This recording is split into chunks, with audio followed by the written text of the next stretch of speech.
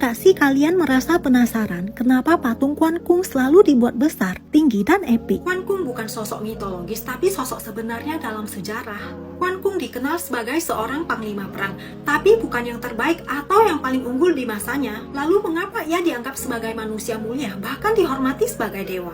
Nama asli Quan Kung adalah Guan Yu, lahir di keluarga terdidik pada tahun 160 Masehi. Ia hidup di zaman akhir dinasti Han. Kisahnya dimulai pada era pemberontakan Sorban Kuning. Ia berperan penting dalam perang saudara yang memecah dinasti Han dan memasuki era tiga negara, yakni Wei, Wu, dan Shu. Kisah nyata kehidupan Guan Yu diangkat dalam cerita fiksi. Sebagian besar ditemukan dalam novel sejarah roman tiga kerajaan. Guan Yu sendiri bekerja untuk Liu Bei, sahabatnya yang kemudian menjadi raja kerajaan Shu. Mereka juga memiliki sahabat lain bernama Chang Fei. Bersama-sama mereka bersumpah menjadi saudara sehidup semati dan berjuang untuk membela negara. Peristiwa ini dikenal sebagai Taoyuan Jieyi, yang sangat dikagumi banyak orang dari zaman ke zaman dan dianggap sebagai lambang persaudaraan sejati. Watak istimewa Guan Yu adalah jiwa setia dan kesatria. Beliau berani membela yang lemah dan tertindas. Banyak kisah heroik Guan Yu yang membuatnya menjadi sosok ikonik. Salah satunya adalah ketika pasukan Liu Bei tercerai-berai, Guan Yu menyerah kepada Cao Cao demi melindungi keluarga Liu Bei. Cao Cao mengagumi Guan Yu dan berusaha membujuk Guan Yu dengan emas, kekuasaan, dan kuda handal untuk bergabung dengan pasukannya. Tetapi Guan Yu menolak dan hanya mengambil kuda merah dengan syarat tanpa melanggar sumpah saudaranya. Guan Yu dikenang karena kesetiaan dan kehidupannya di jalan kebenaran. Meskipun ceritanya mengalami perubahan karena diturunkan dari generasi ke generasi.